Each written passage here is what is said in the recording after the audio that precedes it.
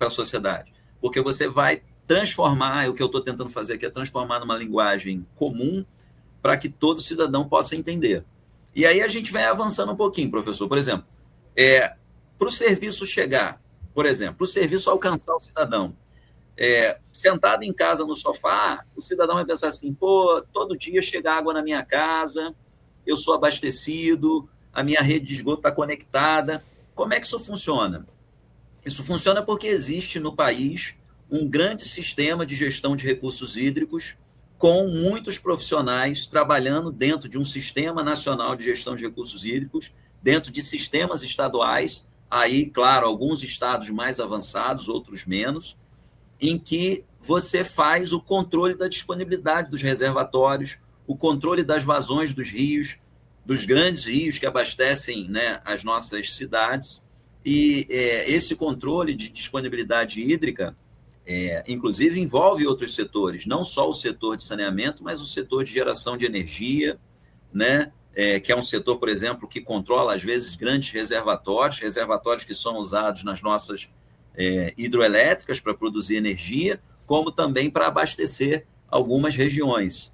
E aí, se eu puder dar o exemplo aqui do nosso estado do Rio de Janeiro, o estado do Rio de Janeiro é abastecido pela bacia do Rio Paraíba do Sul, que nasce no estado de São Paulo, toca o estado de Minas Gerais e passa boa parte por dentro do estado do Rio de Janeiro.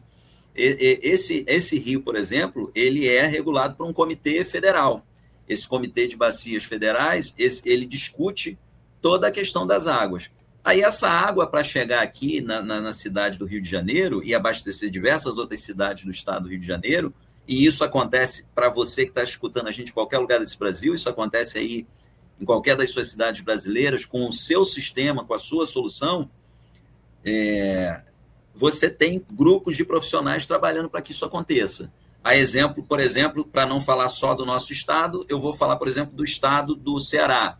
O estado do Ceará é um conjunto de açudes e reservatórios, a maior parte deles, às vezes, artificiais, produzidos pelo homem, em torno de 150 açudes, que é um case de sucesso no Brasil para você ter disponibilidade hídrica no estado do Ceará. Então, o estado do Ceará, de certa forma, afasta um pouco aquela coisa da crise hídrica do Nordeste com uma atitude de gestão.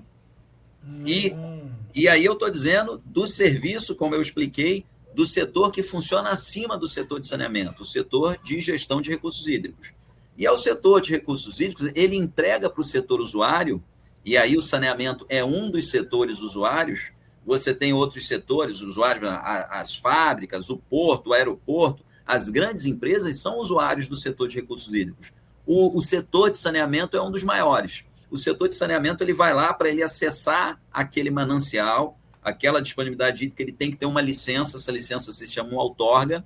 Essa outorga não vai alienar aquela água a ele, mas vai dar o direito de uso da água, ele vai ter direito de utilizar essa água, prestar um serviço, e aí, ao prestar o serviço, ele vai levar o serviço ao cidadão.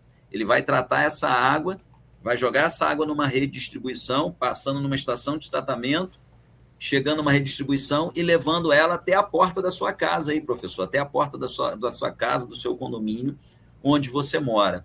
Só por essa explicação, você vê que eu estou falando de um processo complexo, que envolve diversos níveis, escalas de gestão, governo, sociedade civil, partes interessadas. Entre no nosso YouTube, Papo Transparente.